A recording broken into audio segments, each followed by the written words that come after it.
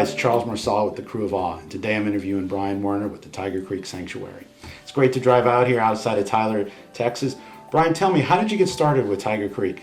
Well, I always had an interest in tigers since I was a kid. My hometown's Cincinnati, and they're well known for the Bengal tigers. And so, Charles, what we did is growing up, we had a fascination for these cats. You know, I was just really interested in them. And it grew from that. And then I found myself, fast forward about 29 years later, forming Tiger Creek Wildlife Refuge. We have about 140 acres right now. We've picked up an additional 100 acres for development in the future.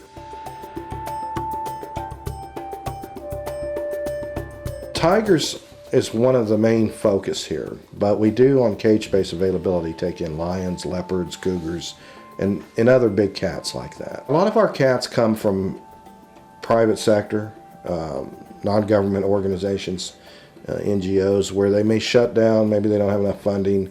Occasionally it's an abuse or a displaced cat needing a home, but and sometimes it's just simply they just need to be rehomed. That's pretty much about the nutshell of it. What we're doing here is building a model facility for others to duplicate. We're trying to set the standard for these so-called sanctuaries. I look at us more as a wildlife refuge than a sanctuary because we're kind of a hybrid.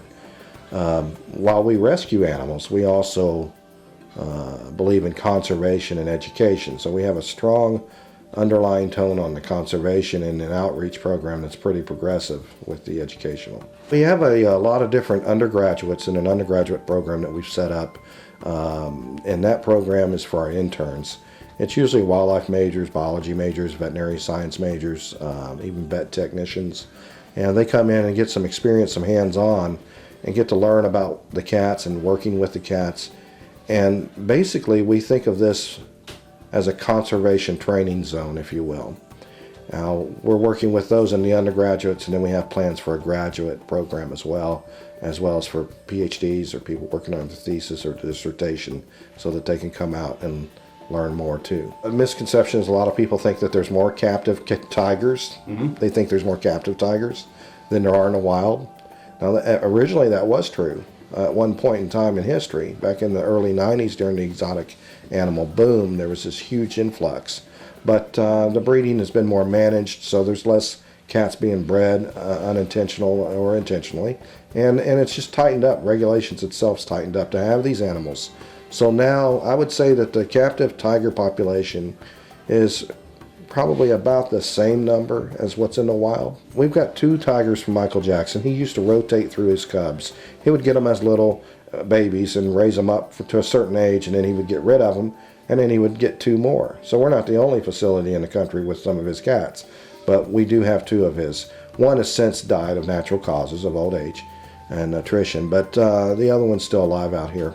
And then we've had some come in from Ringling Brothers and other facilities. When we have cage space, we take them in. If we've got a place and way, we will. But sometimes we don't have the room, so then we have to make a decision, you know. And that's where we would try to network with another facility and try to place them in a good place. And my mother took the photograph of me standing there. And I told her that when I grew up, I was going to help these tigers and save tigers. I just knew that they were endangered. And I remember her reading to me what they were saying on the signage. And I just thought they were beautiful. And ever since then, I loved cats. And I really had an affinity for tigers. Our visitors is one way people can get involved. There's 2 ways. They can donate money, of course. Mm-hmm. They can go online and hit donate at tigercreek.org. Or they can come to the park, come and support it, see the cats, and learn about it. And it's a great opportunity for them to see these animals. And we think that's the most meaningful way. We've been expanding into some larger, more natural settings, and we have those built out, and we're almost completed with them. We're probably about 85%, completed. But they're going to go out and see these cats. They'll get a guided tour. We'll learn more about them and get a chance to interact with one of our animal handlers, animal keepers, people that work with these cats daily. Brian, thank you. We'll look forward to coming back here. And if you're in the area, or if you're a Tiger fan from LSU and you're driving by, or a Tiger fan from Detroit or any place in America, stop by Tiger Creek Sanctuary. Thanks, Charles, and we appreciate you saving tigers one by one. All right. Thank you.